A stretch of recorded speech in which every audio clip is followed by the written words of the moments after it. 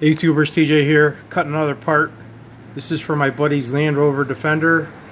He's putting a PTO driven winch in there and we need to make some parts for his transfer case, I believe, but this is just one of many.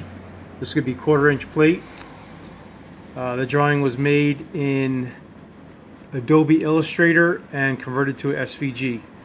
Now we're going to cut out a 3/4 plate, which is right here, and here we go.